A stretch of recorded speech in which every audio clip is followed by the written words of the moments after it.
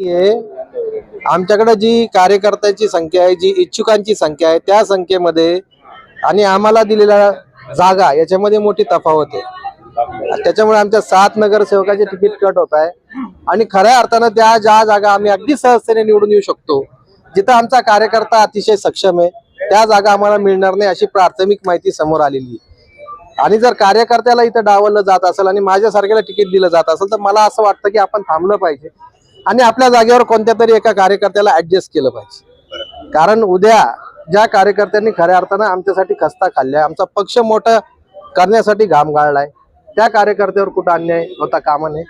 त्याच्यामुळे माझा हा निर्णय आहे, मी स्वतः थांबून माझ्या जागेवर कोणत्या तरी एका कार्यकर्त्याला उभं देऊन कार्यकर्त्याला न्याय देणार। तुमच्या पक्षामध्ये तुम्हाला खूप कॉम्प्रोमाइज करावं लागतंय का? हे कॉम्प्रोमाइज करावं लागतंय का नाही करावं लागतं याच्याबद्दल मला निश्चित सांगता येणार नाही, परंतु जो निर्णय वरिष्ठांनी घेतला त्या निर्णय